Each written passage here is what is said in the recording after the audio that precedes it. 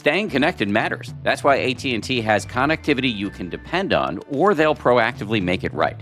That's the AT&T Guarantee.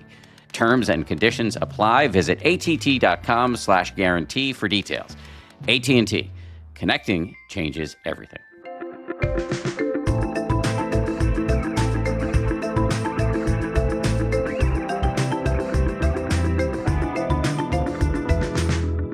Pico Iyer, welcome to the show.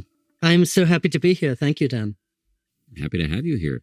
So as I understand it, you've spent several decades visiting this monastery in California. I would love to just get some background. Tell me what flavor monastery it is and why you've been spending so much time there. It's a Benedictine monastery that's part of the Camaldolese congregation, which is the part of the Catholic Church that is most committed to contemplation and to interfaith dialogue. And the reason I've been going there more than 100 times for 34 years is that I'm sitting in a friend's house right now as I talk to you. And for many months, I was sleeping on the floor in this house because my house burnt down in a wildfire. And another friend came in and he saw me sleeping on the floor and he said, "Come on, you can do better than this." And he told me as a school teacher that every spring he took his students up to a retreat house 4 hours to the north. And as he had it, even the most fidgety, phone-addicted, distractible 15-year-old California kid only had to spend 3 days in silence and something calmed down and cooled down in him to the point where he never wanted to go home. And so I thought, well, if nothing else, if I go there, I'll have a bed to sleep in, a desk, and a private walled garden over the Pacific Ocean, all the food I can eat for $30 a night in those days. So I had never thought of going to a Catholic monastery before. I'm not Christian. But I went and instantly found at some level what I was looking for. So more than 3 decades ago, you're sleeping on the floor of a friend's house because your house burnt down in a wildfire in California. And somebody recommended, hey, check out this monastery. It's inexpensive. And you, not guided by any spiritual impulse per se, just thought, all right, I'll check it out. I think so. I think I would have felt guilty or out of place if 1 year earlier somebody had said, why don't you go to stay at a Catholic hermitage? And I would have said, well, there are lots of other quiet places in the world. I could just go to Big Sur and stay in a simple hotel there. I didn't realize the difference between a monastic silence and just a regular quiet place. To answer your question, though, more deeply, I've always been one of those people who has a bit of a longing to go to monasteries, the way somebody will walk past a bakery and see a strawberry cheesecake and long to try it. I've had that feeling about monasteries. And so 4 years before I went there, I'd left my dream job in Midtown Manhattan to go and try to live for a year in a temple in Kyoto, Japan. I only lasted a few days, but the longing was there. And of course, like in any parable, I went all the way across the world to try to find a monastery in Japan and then found the one really I'd been looking for just up the road from my family home. So what went wrong in Kyoto and what went right in California? What went wrong in Kyoto was I had all kinds of romances. Sitting on 50th Street in Midtown Manhattan, I thought, Zen temple in Kyoto is about sitting under the full moon, contemplating a motionless garden and writing haiku. I didn't realize it was mostly about shoveling leaves and scrubbing floors and really, really hard work, much too similar to the boarding school I'd served time in for 10 years in England.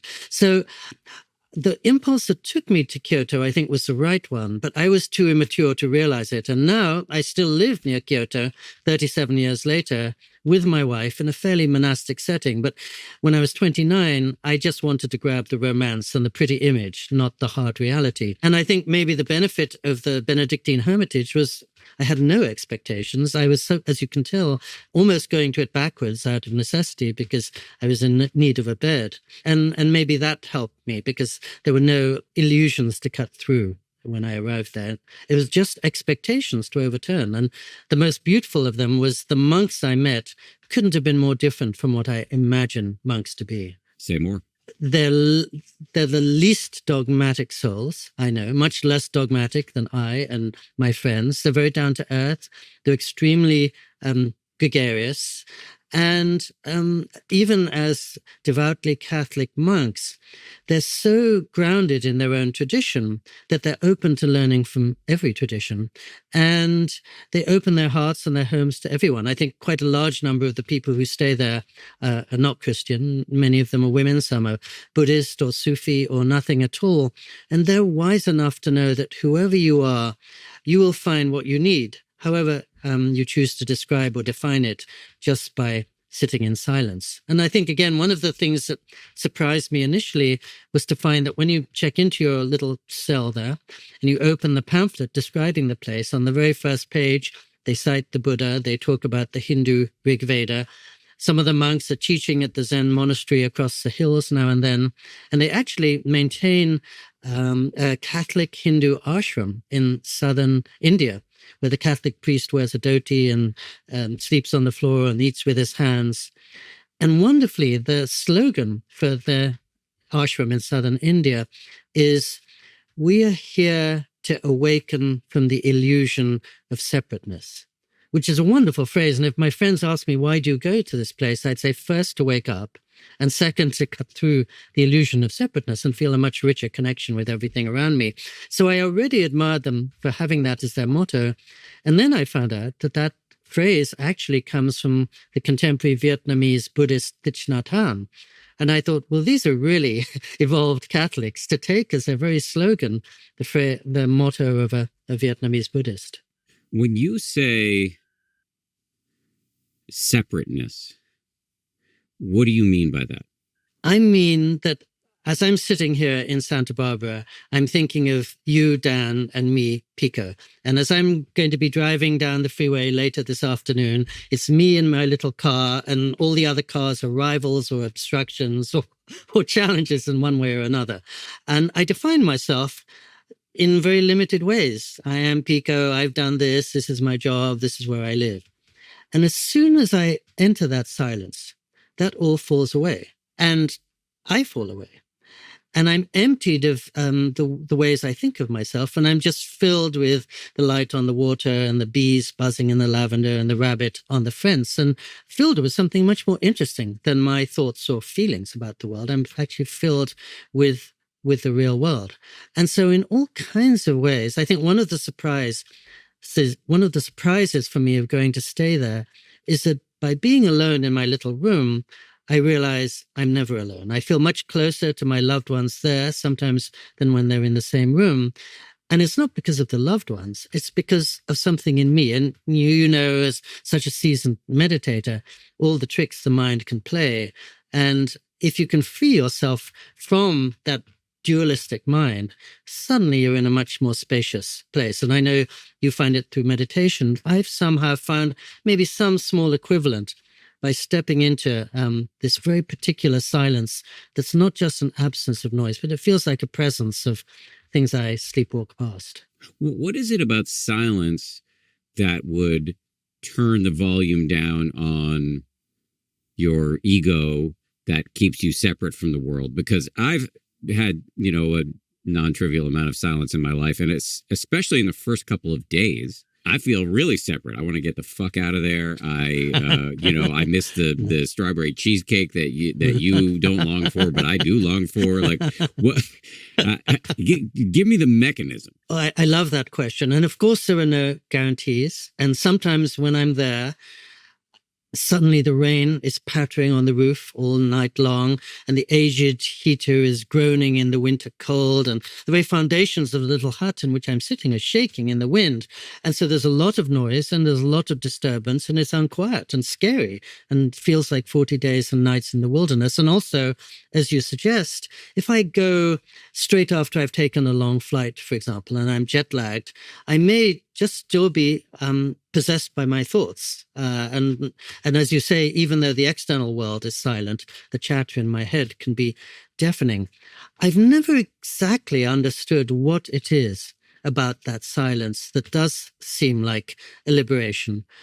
But it is a very particular silence. I found it in every monastery or convent I've been to in the world. And I think it's created by decades of meditation or prayer or worship collectively that creates a really special atmosphere that's not just like being on a mountaintop or being in a forest. But how exactly it frees me, I really couldn't tell you. But it does most times. And you're right to point out that it doesn't for everybody. I've recommended this place to friends and they go there and something agitates them, or it's more austere than they want, or they can hear somebody chattering next door. One way or another, they're not always getting the silence. And although I don't always get it, I do find reliably, it feels as if I and my little thoughts and concerns and plans are left down on the highway below, and I step out of myself the way I step out of my car. But how and why, I couldn't tell you. And the other thing I should say, maybe really importantly, is that I've been there so often that the monks often allow me to stay with them in their cloister or enclosure, as they call it. And that's the opposite of silent. That's like the temple I was staying in Kyoto, because the monks are working round the clock to look after their guests. And so they're, wheeling barrows and taking laundry in and taking care of accounts and driving a golf cart hither and thither to clean the rooms. They're working very, very hard to ensure that the 15 retreatants can live in this kind of spotless silence. So it's perhaps an unreal silence. It's one that visitors enjoy only for a few days. I guess I'm a tourist in that radiant silence. And the men who live there in a very contemplative life, it's also a noisy life and it's very hard work.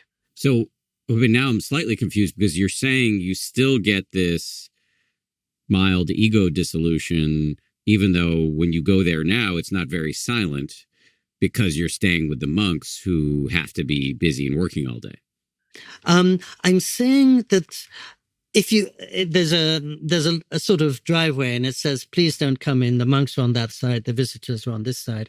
And I'm still most of the time a visitor. I was there 2 days ago and I was a visitor and I got all the liberation and, as you said, mild ego dissolution I could want. But it's a tonic reminder that although the monks are the most contemplative within their tradition and are devoted to maybe 4 hours every day of contemplation, and they're the rare monks who don't sleep under the same roof, each one of them has his own cell to intensify the sense of solitary reflection and contemplation. Nonetheless, they do work very hard. And of course, they're living, as all monks do, with people they might never have chosen to live with otherwise. And so when they make their vow of obedience, it's not just obedience to God or to their prior, but it's obedience to every member of their community, some of whom they might never have wanted to spend the rest of their life with. So it's a good reminder for me that I'm in heaven of a kind, but thanks to the really hard work of people who are in the middle of their daily lives. Tell me if this extrapolation or interpretation is correct.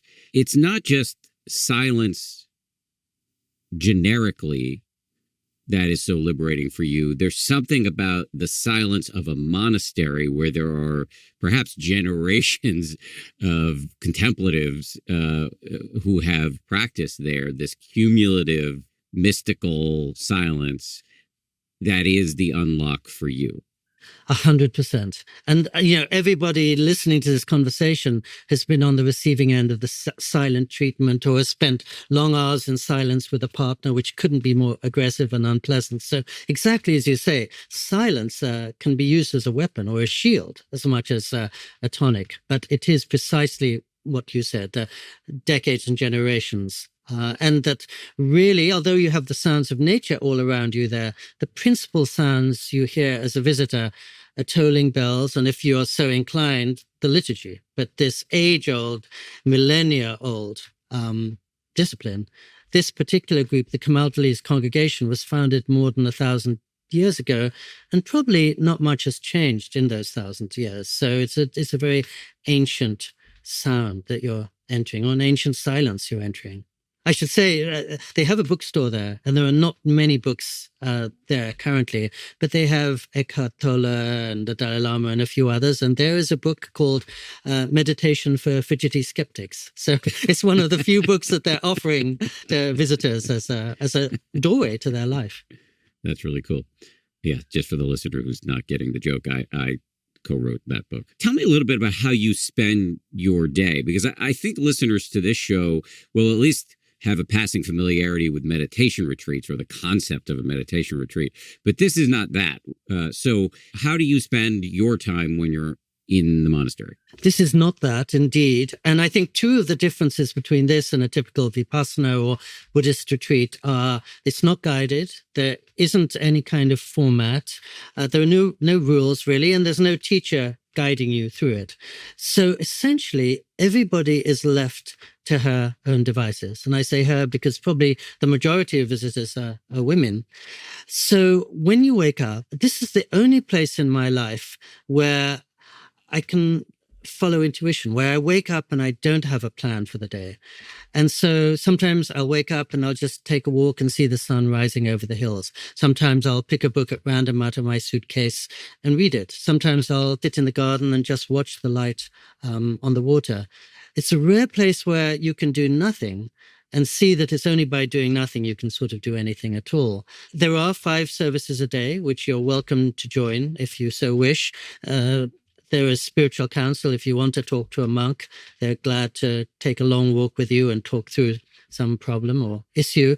But I think they're very keen not to try to put any limitations because each person probably finds her own way to what she needs. Everyone is probably doing very different things. And nowadays, they actually even admit couples. So I go with my wife sometimes now, though we stay in separate rooms, but we still share lunch and take walks together. Again, the silence is encouraged, and I think most people who go there are in search of quiet. And so they recommend that, of course, there's no internet, no cell phone reception, no television, and they recommend being quiet around the rooms where people are staying. But there is a 2-mile-long monastery road and trails to hike in, and you're more than welcome to talk to anyone as you take a walk or to take a walk with the monks. You said something that I want to follow up on. Only by doing nothing can you do anything at all. Yes. Can you elaborate on that? Yes, I think you know that as someone who's meditated all these decades. I think of it as an inner savings account. And unless you gather your inner resources, you have nothing to give to the world. So, my friends might say, isn't it selfish or indulgent to go on retreat for 3 days every season? And I would say, first, it's only by going on retreat I can learn to be a little less selfish. And second, it's only by doing that I can gather the things that I have to share with other people. So to this day, every time I make that long drive, I feel really guilty to be leaving my wife or my aged mother behind. I feel really worried my colleagues aren't going to get hold of me for 72 hours. I feel upset I'm missing a friend's birthday party. And as soon as I step into that place, I realize it's only by going there that I'll actually have anything fresh and creative and joyful to share with my mother and friends and colleagues. Because otherwise, all they're getting is my exhaustion or my distractedness or my mumbled, catch you later. And when I come back from retreat after 72 hours, my mother, of course, is delighted suddenly to see her son looking full of joy and light and excitement and not the person he left. And she's been able to get on more than happily for 72 hours in my absence, probably hasn't even noticed that I'm gone. But I feel that all of us have a social self, which we need to go to the bank and pay our taxes and be with our friends. But underneath that, we have a silent self. And one reason I wrote this book after 34 years of going there is, as you know, the world has never been in such a state of distraction as right now. And I think many of us, as we're driving from the bank to the supermarket to the pharmacy, we feel this can't be the whole story. This can't be everything that I am. This can't be all of reality. But we don't know how to reclaim that deeper self that we've lost. 70 years ago, when the world was much more quiet, T.S. Eliot said, "Where is the life we have lost in living?" And unless we find that life, that deeper part of ourselves or that wider reality, I don't think we have so much to give to the world. We're sort of like a car without an engine, I think, unless we fill ourselves up with gas and take care of that engine. The most beautiful Maserati in the world is not going to take you anywhere unless you can make sure that it's got enough gas and it's got enough, that the engine is working. all we have to give to the world is what we've gathered. And if we're frazzled or distracted or scattered, a friend comes to us in need, and I feel I don't have so much to give because I'm all over the place, and I can't access whatever is wiser than I am. It makes complete sense to me.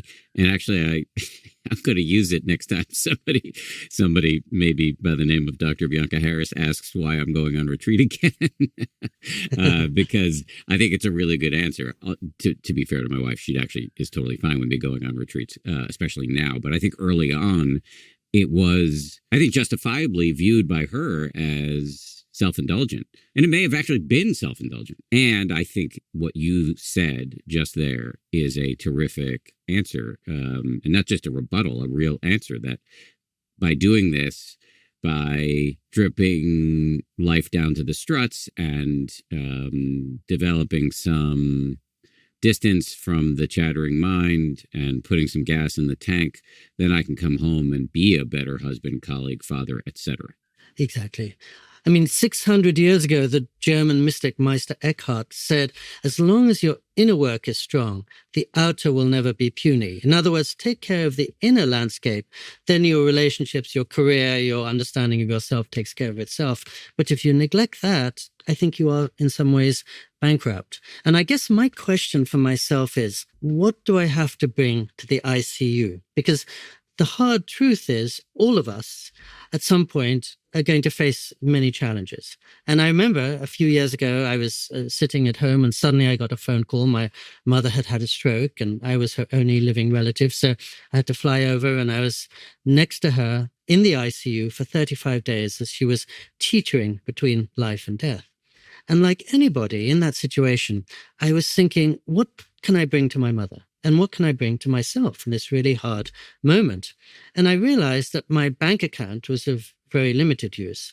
And my resume was useless. And all the books I'd written were kind of beside the point. And I felt the only thing I can bring to this moment is probably whatever I've gathered quietly, sitting in silence. And I'm sure you feel that when life or reality suddenly makes a house call, the one thing that you can bring to that is maybe whatever you've gathered through years of meditation. But I feel those are the resources that we can't afford to do without. And I know you've used this metaphor, and I've also independently often thought it's kind of like going to the health club. And I remember years ago, my doctor was looking at my blood test results from my annual physical, and he said, "You seem fine, but always a big but, you're not getting any younger." So he said, "You need to do 30 minutes of cardiovascular exercise every day." So as soon as he said that, of course, I signed up at the local health club and I religiously, so to speak, do my 30 minutes on the treadmill every day. And then later, a friend said to me, "Well, look, you spend all your time flying around and taking care of emails and the like. Have you never thought of just spending 20 minutes quietly without your devices every day?" I said, "No way, I don't have time." And then later I thought, that's so silly. It's as if I'm saying I don't have time to take my medicine. I don't have time to see the doctor. I don't have time to be healthy. Well, really, I don't have time to be happy. And if I can devote an hour every day to making sure my body and muscles are in working order, surely I could spend at least an hour a day making sure my mind and my heart and my spirit are where they have to be. I mean, the emotional or mental health club is probably much more important, ultimately, than the physical health club. You meditate. You read every article you can find about mental health and mindfulness. You journal. And yet, certain thoughts still feel impossible to let go of, like they're stuck in your mind. It might be a nagging worry that you've accidentally said something offensive and everybody secretly hates you, or a terrifying image of yourself suddenly losing control and doing something completely out of character. Or perhaps it's the sudden fear that a mild ache near your chest is actually a massive heart attack. Many people experience these types of intrusive thoughts, but if they're on a persistent loop and they create intense distress and drive you to search endlessly for answers or a way to stop them, you might be dealing with OCD. OCD is nothing like the stereotypes that you come across. It can latch onto anything you care about, from relationships to health, morality, identity, and more. Because it's widely misunderstood, many people suffer in silence for years, unaware that they have a common, highly treatable condition.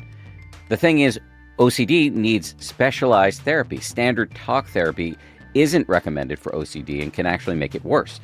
That's where NoCD comes in. NoCD is the world's leading provider of specialized OCD treatment.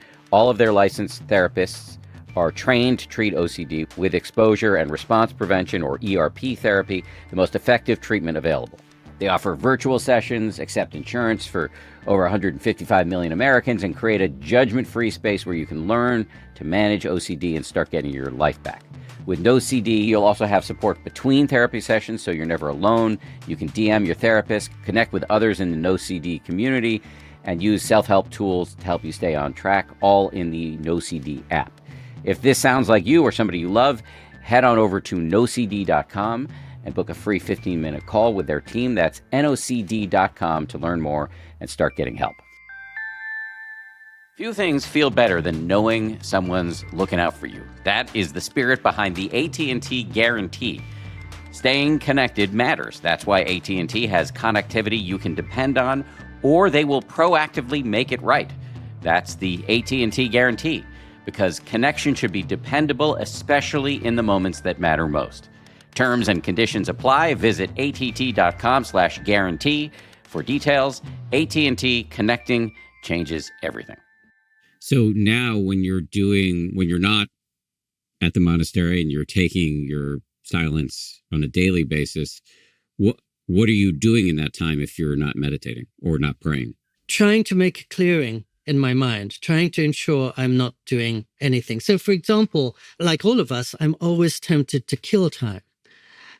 And then one day I thought maybe I could try to restore time in those moments instead. So every day in our little apartment in Japan, I used to be waiting for my wife to come back from work. And I never knew if it'd be 20 minutes or 70 minutes. So I'd kill time. I'd go online, even though there was nothing I was looking for. I'd turn on the TV. There's never anything to watch on Japanese TV. And then I thought, no, wait a minute. Why don't I just turn off all the lights and listen to some music? Very quiet music at first, could be Bach or Handel or Leonard Cohen, but not so quiet music sometimes. And I was amazed, just by disabling my senses and just listening to music while I was waiting for my wife to come home, I was so much fresher when I heard her key in the door. I slept so much better that day. I was so much less jangled when I woke up the next night. I tried to take walks. As a writer, I found the most important part of my writing discipline is to take 2 walks a day.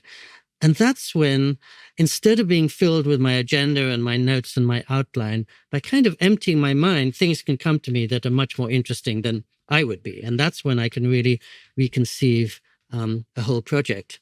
So I try to go 3 days on retreat every season, because I worked out that's only 3% of the days of my life, but it completely transforms the other 97%.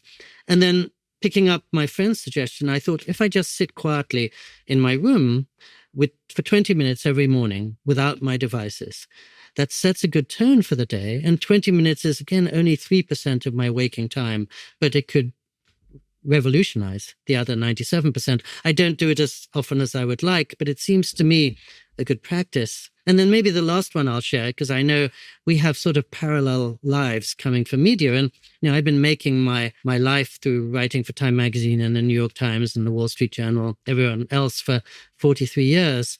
And as a result of that, I make sure never to take in more than 5 minutes of the news every day. Because I know, as a working journalist, there's usually 5 minutes of news and then maybe 23 hours of opinion, response, prediction, speculation. And I remember during the pandemic, every day when I woke up, if I turned on the news, I would hear that maybe 1,000 people had just died of the virus in Iran, or that the morgues in Bolivia were overflowing. It was really tragic material, but I honestly felt there was nothing I could do to help those people, and it left me feeling hopeless and powerless.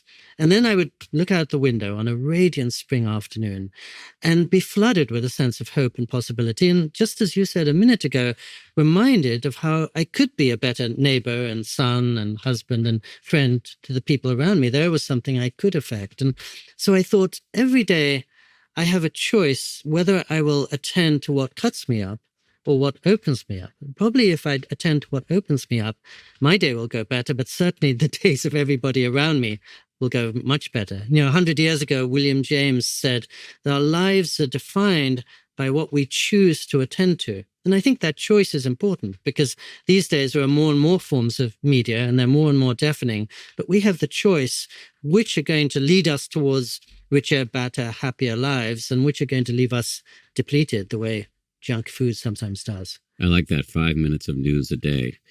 My old job, I couldn't have plus one on that. But now that I'm retired from the news business, I can feel free to give people to agree with that advice. Let me ask you a question about silence.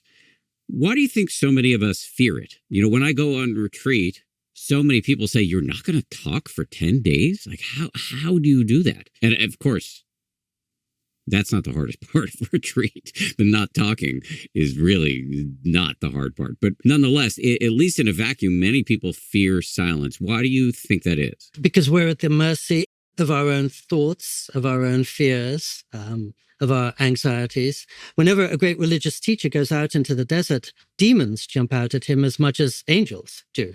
And when we're at the mercy of our mind, that's when the dark things and the shadows come as much as the epiphanies. And as a meditator, that meditation is about sitting there when storm clouds pass through the mind, as well as when the sun comes, slanting through. So it is scary. And one reason I really admire my monks, my monk friends, is that I go there and spend 3 days there and then return to my busy life. They have committed to spending every day of their lives alone in their cells, much of the time, probably with their fears and their doubts and their frustrations. And there's nowhere for them to run and nowhere for them to hide. And as you say, silence isn't always a friend. It can be the worst of enemies. I will say, again, as we were talking about before, that the silence I find in a monastic setting is much safer, more comforting, and I think more benign than the silence I would find if I just sat in this room right now with the traffic going past and in the middle of a town. It is a particular kind of silence, but nonetheless, it too can be a minefield. So I completely understand why people are scared of being silent, why they're scared of being with themselves, and why they're scared of meditation. I remember, actually, I mentioned in my book how I once met a very sweet but troubled friend. And I said to her, maybe you'd like to come and try and stay in the place where I go up north. So she came up and we walked around the little chapel together, and she was very moved, almost to the point of tears. And then we came and started walking down the road, and we sat on a bench, and she looked at me and her eyes were flooding. And she said, this really moves me more than I can say, but I'm envious because you, Pico, seem to really enjoy being alone and being quiet. I am terrified, and I feel as if everything I'm scared of comes out in the silence. And so probably she never returned there. And I can understand why that silence brought up to the surface everything that she probably would much rather keep down. And I too, all my dark places, my shadows, my fears do sometimes arise.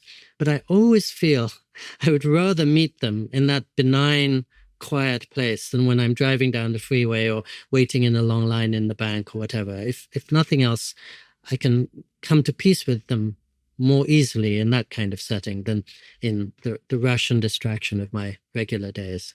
Yeah, I completely agree with that. This is a kind of an easy thing for me to say, given that I don't have a lot of capital T trauma in my life, especially not, a lot of adverse childhood events, et cetera, et cetera. So with that caveat issued, I from my sense is that your demons are there no matter what. So would you rather reckon with them in a supportive container at a retreat or in your daily meditation practice, or do you want to just be owned by them all the time? And I know what the answer is for me.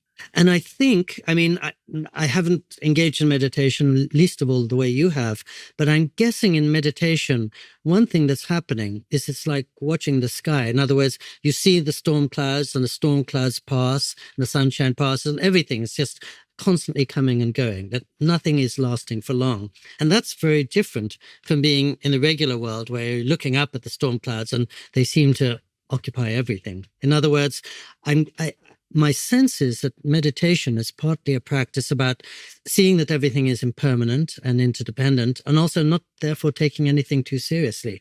This too shall pass, which we see, if ever we really look closely at the sky, we see it's in constant movement, and nothing is fixed or is going to plague us till eternity. Yes, I think that is largely correct, and one benefit that can occur, especially on a longer retreat. But I think you can have this insight in your daily practice too, is viscerally understanding this too shall pass. It's one thing to have it said to you or to read it somewhere, but to actually sit, watch your mind, notice. You can go from homicidal rage to equanimity within a couple of minutes. That's incredibly empowering, because then off the cushion in the rest of your life, you're not as owned or controlled by the passing squalls. Exactly. You're not attached to it. And you don't take it more seriously than you ought to. In my book, I write quite a lot about Leonard Cohen, whom I got to know when he was a monk. And he used to say wonderfully, oh, well, enlightenment is just about lightening up. In other words, about not attaching yourself so furiously to every moment. And what you were saying is so important, because I think we all know that our lives are not defined by what happens to us, but what we make of what happens to us. I mean, for example, when our house burnt down, 450 other structures burnt to the ground. And I think many people understandably were traumatized for life. But others, after a few months of adjustment, actually saw that this dramatic change could open doors as well as close them, and make things possible that might not be otherwise. Just as during the pandemic, almost everyone was going through much the same kind of situation and unsettledness.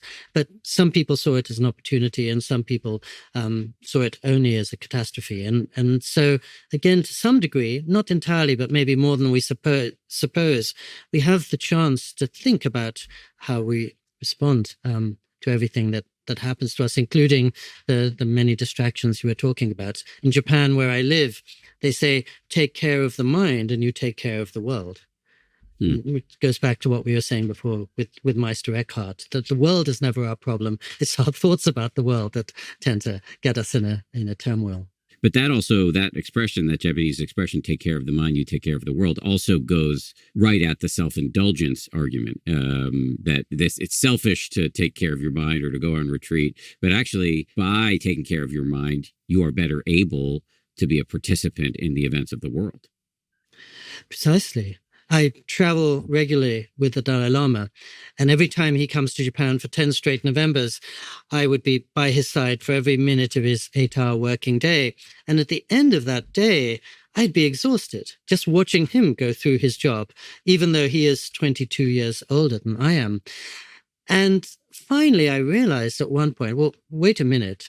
As you know, because I know you spent time with him, he never takes a break in his working day. And his host would sometimes very kindly say, Your Holiness, do you just want to be quiet for a while, or would you like to take lunch alone? No, we must be together. And I would marvel at how he could be so present and so generous and so absolutely attentive to everyone, 8 hours a day, in his 80s, day after day. And then I recalled every morning while I was enjoying my beauty sleep, then helping myself to a second portion at the buffet breakfast, he was waking up at 3:30 and spending his first 4 hours every day meditating. And he has to spend those hours there because that's his job and his responsibility as the Dalai Lama. But nonetheless, it's by gathering his resources in those first 4 hours that he can be so absolutely there and give so much of his heart and attention to every last person he meets. And it's a perfect example of what you were saying. If he didn't make that investment in his meditation, I don't think he would be the radiant, compassionate, and wise person we see. And when I watch that, I sometimes would think, well, goodness, if the most busy person I know can spend 4 hours a day doing this, surely I can afford 20 minutes. And although I've been daunted by formal meditation, at least, 20 minutes just sitting quietly trying to empty my mind is my equivalent. And it's something I would never regret. Yeah. Just to pick up on any sheepishness you may or may not be expressing about your being daunted in the face of meditation, I am deeply influenced by a meditation teacher named Joseph Goldstein, who often says, whatever works. And so I've picked up on that spirit of dogmatic non-dogmatism. Like, if what you're doing works for you, great. No, Joseph Goldstein is the most inspiring teacher. I was lucky enough to watch one of the events you did with him, and just listening to him makes me feel calmer and clearer. Yes. Yes. Yes. Contact high. I mean, that's kind of, the proof is in the pudding. In other words, when you see some of the people who've given themselves to 40 years of meditation, it's hard to argue with it, because they're radiating something that most of us want, which is calm in the middle of uncertainty. And hope in the middle of impermanence. He's an example, the Dalai Lama is an example, and many others. And I think many of us who wonder what's wrong with us, when we see that, that's probably a good example to follow. Indeed. I know you've given some thought to how to take some of the lessons from your more than 3 decades of visiting this monastery and, operationalize them in our lives, given that most of us are not going to make the investment that you've made. I would love to just kind of get pretty explicit and practical about how we can use your experience to our own benefit. You've talked about some of these, like 5 minutes of news a day, which I love. You've talked about this 3% rule of, like 3% of your life is going to be on retreat, and 3% of your waking hours will be spent in a silence on a day-to-day basis. But you've also got something called the 2-hour rule and the 20-foot rule. Can you say a little bit about those? Yes. And before I say that, I mean, I love this question, because, as you say, most people don't have the time or don't have the resources to go on retreat, let alone to a beautiful place like Big Sur. And so I always recommend, take a long hike on a Sunday, go and see a friend without your cell phone.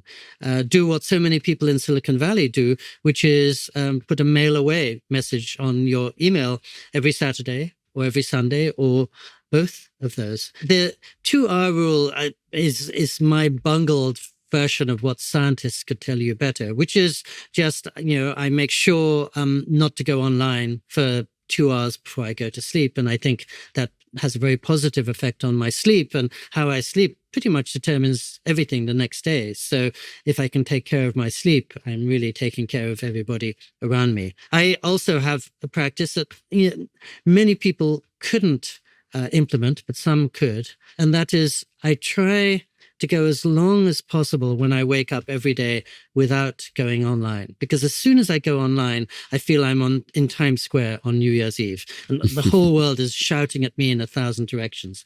Until that, I'm sort of walking along an empty beach. I'm much quieter and calmer and much more receptive to interesting things that come to me. I know people with little kids, or certain kind of job, like the job you used to have, or so many jobs, you have to check in very quickly.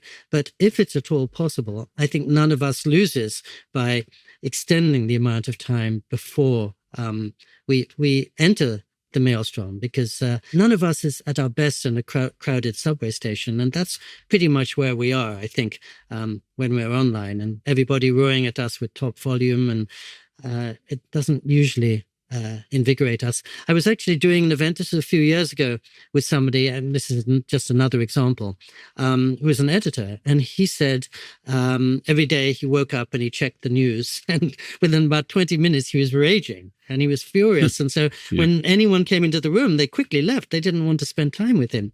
And then he thought, well, this is really not getting me anywhere. So he decided every day when he woke up, he would read a poem or read poetry for maybe 30 minutes.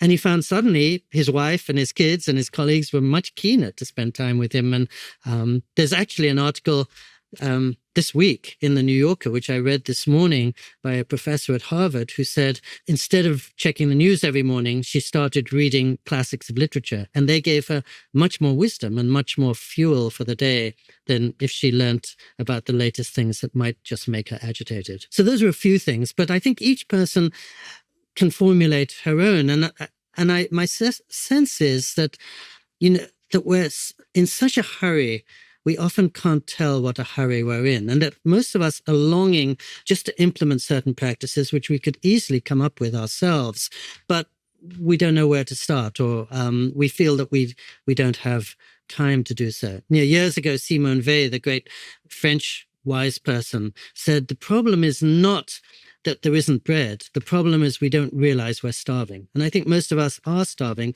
And once we realize that, then we can take the appropriate methods. And each person will have different methods than I suggest. But I think we need to do something quite radical to break through this vicious cycle whereby we're running and running and running, and we're so out of breath, we can't realize that we need to be quiet.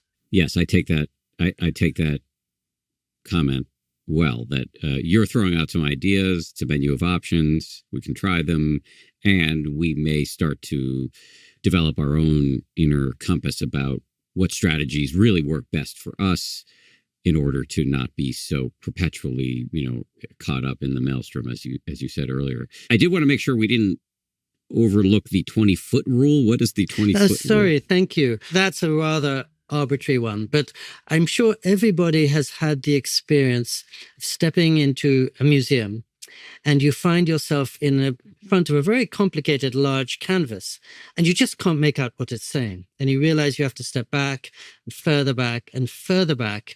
And finally, maybe when you're 20 feet back, suddenly it clicks into focus and you can catch the larger picture, as it were. You can see what it's communicating. If you're too close to it, you can't make out a thing. And I feel that with myself, and maybe with others too, I'm so close to the world and I'm so close to my life. I can't make out its proportions, and I can't see what's important and what's not. And every minute there are 1,000 things coming in on us and in on me, and I can't sift what is trifling from what is essential. And that's why I have to step back. And when I go on retreat, what's essentially is happening is I'm remembering what I love. I remember what matters, and what is essential rises to the top. Just because I'm stepping away from the rush and allowing myself to take a deep breath, and suddenly I think, well, that's my wife. That's my real obligation. And this is the important thing, not what just came over the wire 6 seconds ago. Traveling with the Dalai Lama, over and over, I see people come to him with their really heartfelt requests, with serious problems in their lives. And as you know, he always commiserates with them with great warmth and kindness. But his answer is, take a wider perspective. See the larger picture, wider perspective in terms of time and in terms of space. And I think maybe that's what I'm trying to get at the 20-foot rule. If we're right up against this, we just can't see. We can't put proportions on our life. We don't have perspective. It's as we were saying a few minutes ago, you have to step back from your life and from the world in order to see either of them. Mm-hmm. And if you don't, I'm finding with myself, I'm just sort of blindly racing around. And I realize, as we're saying all this, I'm guessing almost everybody who listens to your podcast already does something. Maybe meditates or has a yoga practice or plays a piano or plays tennis or sails or cooks. But whatever it is we're doing, I think the world is accelerating at such a pace that we need to do more of it. 100 years ago, J.P. Morgan was wonderfully saying, J.P. Morgan, of all people, that he could never achieve in 12 months what he achieves in 10 months. And he would give himself 2 months off every year. And, this is why Bill Gates takes think weeks, and why Steve Jobs took long walks, and why Warren Buffett clears out his calendar, because you can't think and you can't make clear decisions and you can't hear intuition unless you free yourself a little bit from the clutter. You may have seen this. I just read a statistic that in response to a Department of Labor, therefore governmental study 2 years ago, 2023, 79% of people said they never had a moment either to rest or to think. And if you can't rest and if you can't think, I'm not sure how much you can really give to the people around you or to your job or to the world. So I think we're sort of, before the pandemic, the WHO said the great predicament of the 21st century was stress.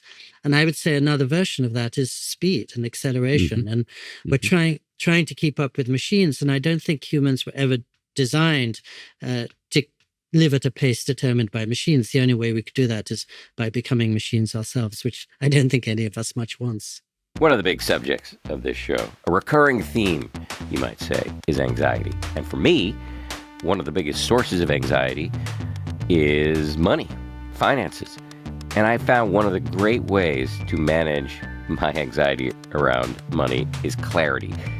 Clarity is the enemy of this kind of diffuse, miasmatic dread that I can sometimes feel about running out of money, which is almost always totally irrational.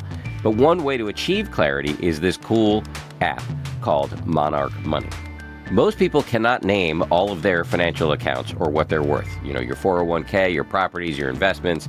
Monarch Money is all about feeling organized and confident in your finances so that you can be less anxious. It's an all-in-one personal finance tool that brings your entire financial life together in one clear interface on your laptop or your phone. The interface is indeed super clear and elegant. It is really helpful to see all the information in one place. And right now, just for our listeners, Monarch is offering 50% off your first year. You can see a ton when you get everything in one place. You might even discover forgotten 401ks from past jobs. You might see how much cash you have that's sitting idle and realize that there are better ways to deploy it. Also, having all the information in one place can allow you to sit down and have cogent, calm conversations with your romantic partner if you have one. Monarch is built for people with busy lives. If you've put off organizing your finances, Monarch is for you. I can tell you that it's very easy to use. It is not, however, just another finance app. It's a tool that real professionals and experts actually love. It was named Best Budgeting App of 2025 by the Wall Street Journal. Don't let financial opportunities slip through the cracks. Use code HAPPIER at monarchmoney.com in your browser for half off your first year. That's 50% off your first year at monarchmoney.com with the code HAPPIER. You know those moments when someone just takes care of something for you? That's what AT&T is doing with the AT&T Guarantee. Staying connected matters. That's why AT&T has connectivity you can depend on, or they will proactively make it right. That's the AT&T Guarantee. Because staying connected isn't optional, it's essential. And AT&T wants you to feel that somebody's got your back. Terms and conditions apply. Visit att.com/guarantee for details. AT&T, connecting changes everything.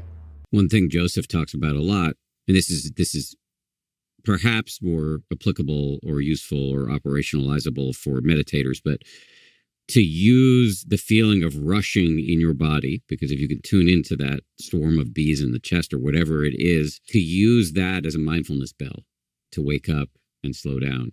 And I really like that, and I try to do it. I have a lot of habit energy around rushing, and have been trying in fits and starts and slowly to unwind it. Let me just keep going with your list of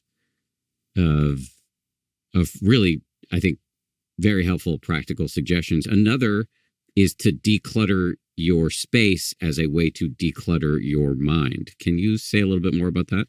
Well, I'll just say, and again, I think you've made a similar trajectory.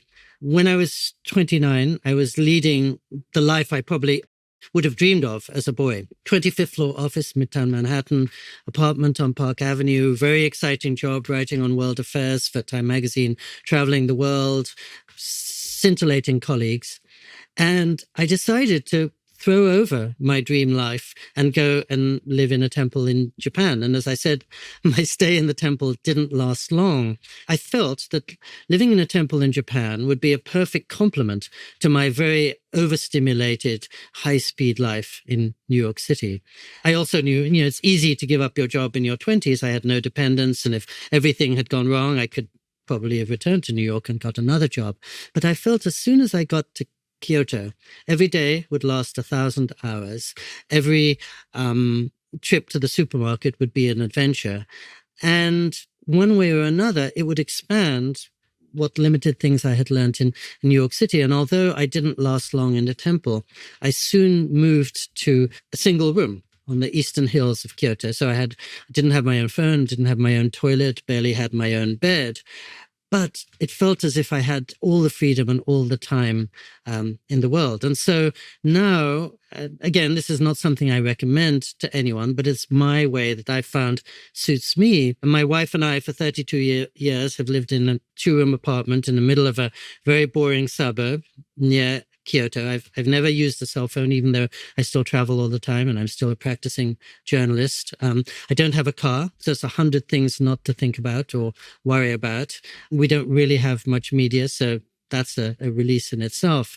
And so I found in certain ways that this relatively stripped down life opens space for so many more interesting things when, just as you were saying, I was racing and putting in 18-hour days in the office on 50th and 6th Avenue. And again, each person, for example, most people couldn't survive without a cell phone because they have children or aging parents or a job that required it. So again, it's not something that I would recommend to anybody else. But in my case, I find I have enough data and distraction in my life already. What I don't have is the time and space to make sense of it. And I also feel already my attention is being cut up quite a bit. And I'm scattered. And when I talk to you, I want to be fully present. I don't want to be in 1,000 places. And so anything that can make me less scattered and bring me to a point is very welcome. I'm always touched when I go on retreat. As you know, I think the monks talk about the experience of being on retreat as recollection. And I think that means two things. One, it's not some revelation. You're just remembering something that all of us knew but forgot or misplaced along the way, some wider truth that we can't see because we're running around. But also recollection suggests to me collecting all the scattered parts of yourself and bringing them together into a whole. Because, when I'm multitasking and I've got many things to do this very day, I'm moving in 16 different directions. When I'm in the silence without distraction, I really feel I'm entirely present. And suddenly the world seems beautiful. And it's exactly the same world it's always been. The world is always present. It's just me who's not present most of the time. And so any correction that in my life has to take place within me, not within. The world's doing fine. I just need to be awake to it, I guess.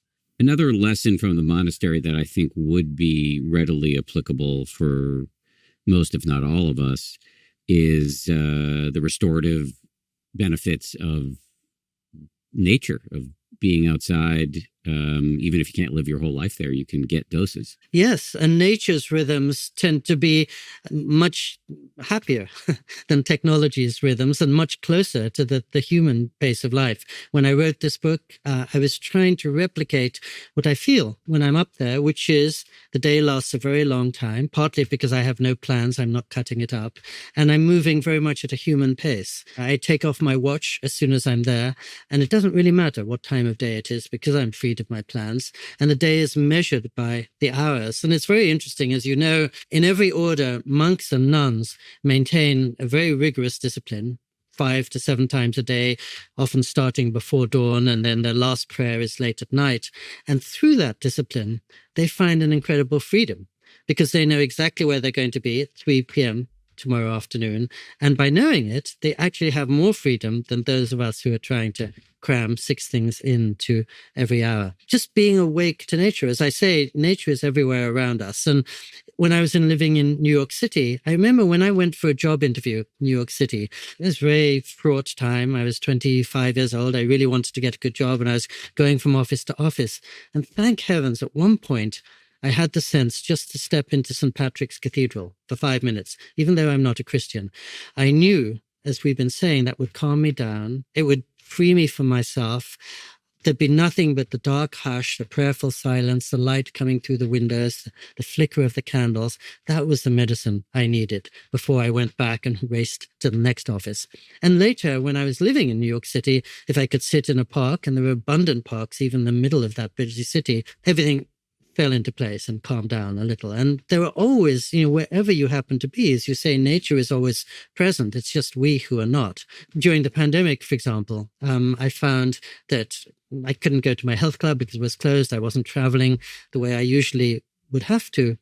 And I needed exercise. So every morning, my wife and I would take a walk behind my mother's house up in the hills of California. And the sun would be rising behind the hills, flooding the slopes with golden light, and other parts of the landscape would be buried in thick fog. and I'd turn around and I'd see the Pacific Ocean in the distance, shining in the spring sunshine, with the islands so clear that you could almost count the ridges in the hills. And I would suddenly think, wait a minute, this is as beautiful as Rio de Janeiro or Cape Town or Capri or any of the places I would fly across the world to see. It was right in my backyard. My parents had lived in that property for 50 years. I'd never walked to the end of the street, 20 minutes away, until the pandemic sort of necessitated it. And I think many of us during the pandemic had the experience of suddenly waking up and seeing, gosh, there's beauty all around us, wherever we happen to be. But we're always looking, to the monastery in Japan, as it were, instead of seeing down the street is a place of quiet, or is beautiful nature. I think it took me a while to see that luxury is defined not by how much you have, but by how much you don't need. If you're satisfied your needs, you're content, and that's the greatest form of luxury. Where I live in Japan, you may have been there. There's a famous rock garden in Kyoto where there are 15 rocks, and you can't see all 15 of them from any given place. And so it's been a tempting, fascinating enigma for every visitor for 300 years.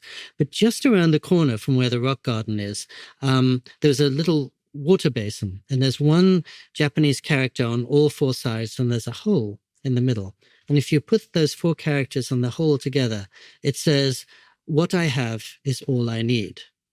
And I think that's kind of what all of us are aspiring to. What I have is all I need. So if we're free from the desire, the wish to have more, that takes care of many of our problems. We'll still get sick, we'll still get old, we'll still die, but on a day-to-day level, we might be much better off. And of course, that's a classic Buddhist precept. But I think it's probably something you find in meditation too, that what you have is all you need. Yes.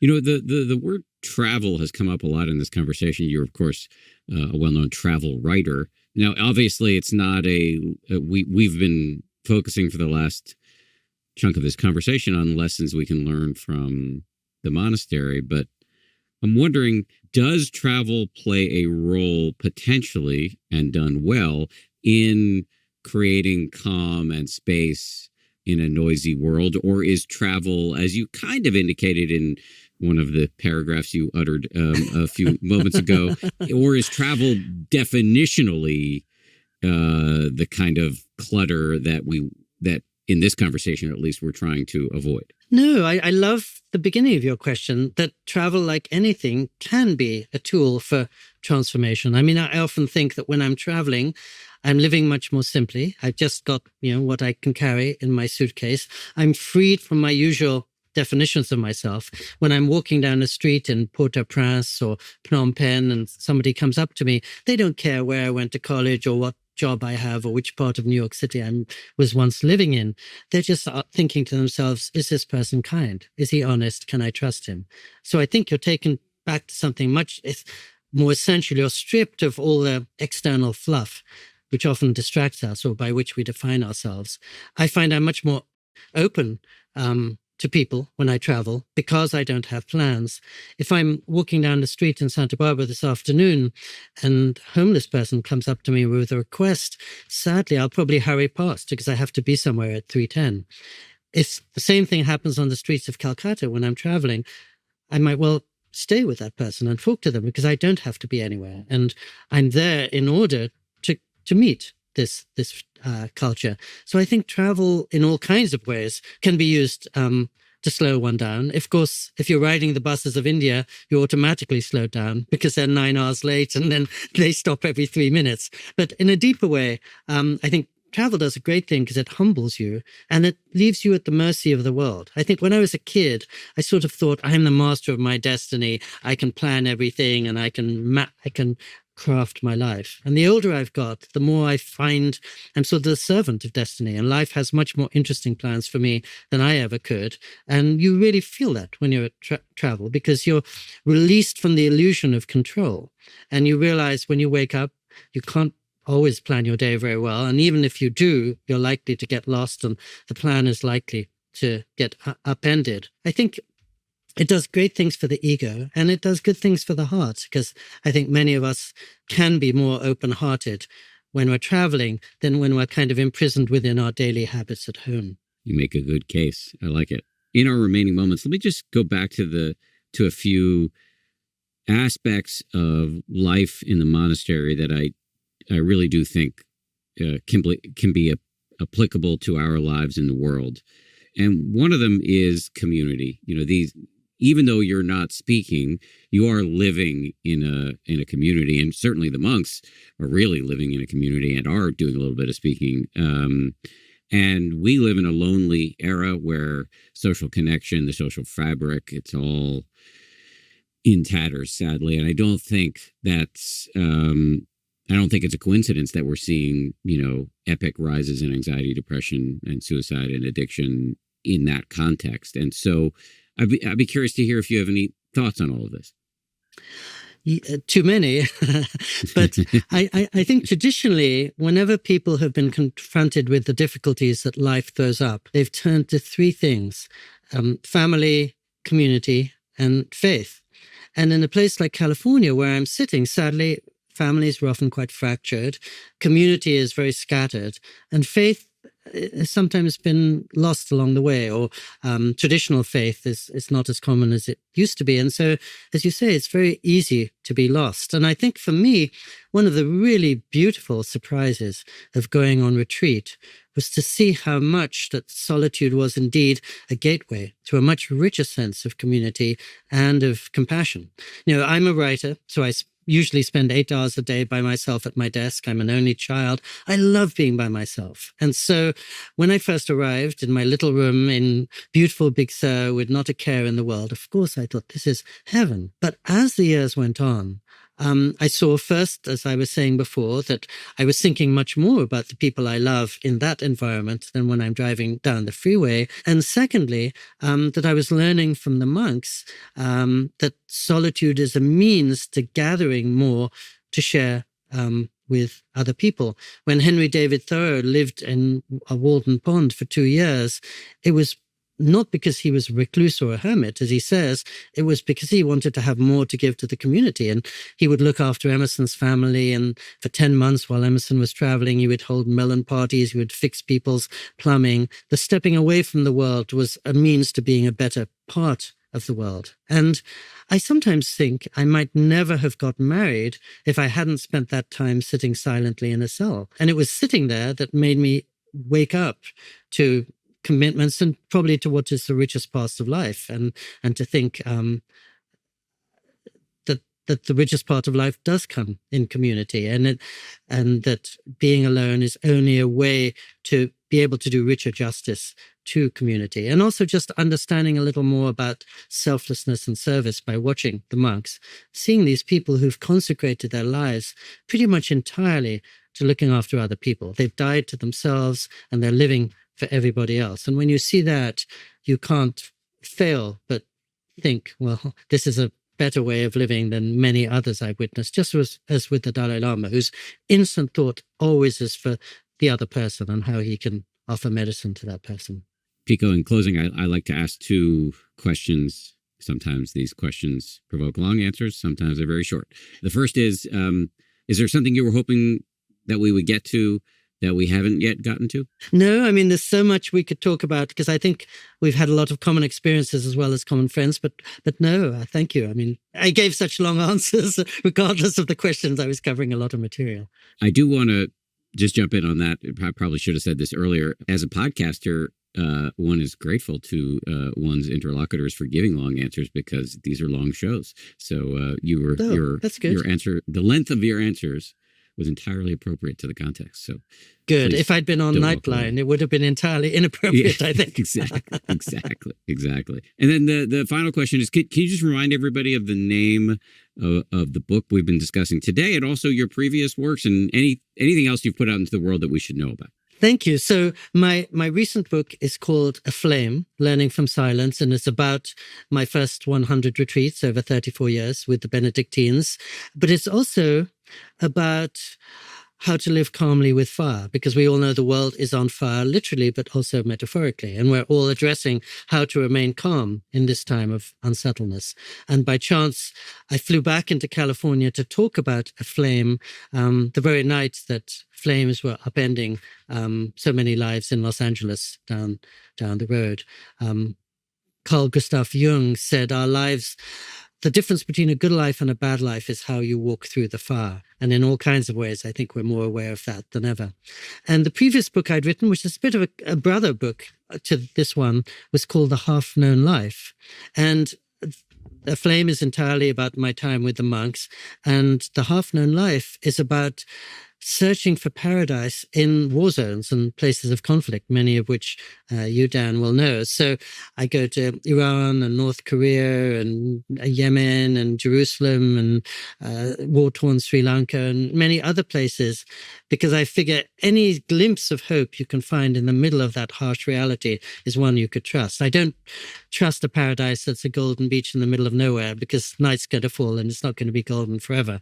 But if you can find something right in the heart of Jerusalem or a war zone that offers you hope, that's something substantial. Both those books are, I suppose, about how to find hope in the very real world and looking at the world really closely, but never giving up faith in it.